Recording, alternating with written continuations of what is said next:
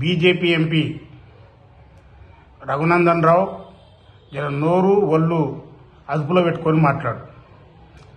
తెలంగాణ రాష్ట్ర ముఖ్యమంత్రి రేవంత్ రెడ్డి గారిని గోడలకు రంగులేసుకున్నాడు, గుంపు మేస్త్రి అని చెప్పేసి అని మాట్లాడుతున్నావు.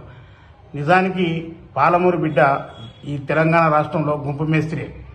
ఈ గుంపు మేస్త్రి ఈ యొక్క ప్రజలే, ఈ పేదలే ప్రాజెక్టులు కడతారు. ప్రపంచాన్ని, దేశాల్లో పాలమూరులో ఎవరు ఎటువంటి పని చేస్తారో మా యొక్క గుంపు మేస్త్రి రేవంత్ రెడ్డి కూడా అట్టనే పనిచేస్తాడు, అట్టనే తెలంగాణను అభివృద్ధి చేస్తాడు. గుర్తుపెట్టుకో, దురహంకారాన్ని చూపెడుతున్నావు రఘునందన్. గుర్తుపెట్టుకో, నీవు అడ్వకేటు, ఒళ్ళు నోరు జాగ్రత్త పెట్టుకొని మాట్లాడు. ఇది కోర్టు కాదు, ప్రజాస్వామ్యం. ప్రజలు ఒక ముఖ్యమంత్రిని భయపెట్టినట్టుగా మాట్లాడతావా? ఒళ్ళు దగ్గర పెట్టుకో సుమా. ఈరోజు నీవు కేంద్ర బడ్జెట్ గురించి, రాష్ట్ర బడ్జెట్ గురించి మాట్లాడితే ఈరోజు కేంద్రము ప్రత్యేకంగా తెలంగాణలో వెనుకబడ్డ ప్రాంతానికి ఏమన్నా ప్రత్యేకంగా నిధులు కేటాయించిందా, లేకపోతే లోన్లు ఇప్పించిందా? అన్ని రాష్ట్రాలకు ఇచ్చినట్టుగానే అన్ని రాష్ట్రాల ప్రజలు కేంద్రం ట్యాక్స్ కట్టినట్టుగానే తెలంగాణ నుంచి కూడా ట్యాక్స్ కడతారు. కేంద్రం నుంచి వచ్చే నిధులు, ఆ ట్యాక్స్ రూపంలో వచ్చిన డబ్బులు ఇక్కడ ఖచ్చితంగా ఖర్చు అవుతాయి, ఖర్చు చేస్తారు.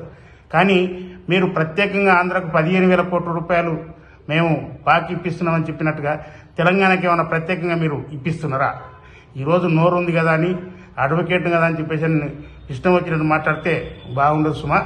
ఇంకొకటి ముఖ్యంగా మాట్లాడుతున్నావు, నీ అహంకారం ఏ రకంగా ఉందంటే ముఖ్యమంత్రిని అవహేళన చేసినట్టు. మీ బీజేపీ ఏం చేస్తుంది?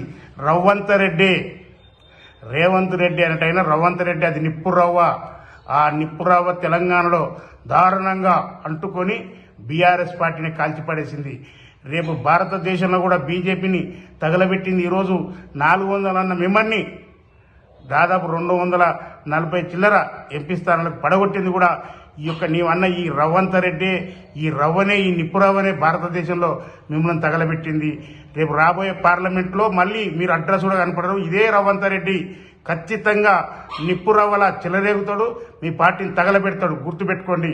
ఇక్కడ రేవంత్ రెడ్డి అనే వ్యక్తి తెలంగాణ రాష్ట్రాన్ని అభివృద్ధి చేయడానికి వచ్చినాడు. అసలైన తొలి వెలుగు.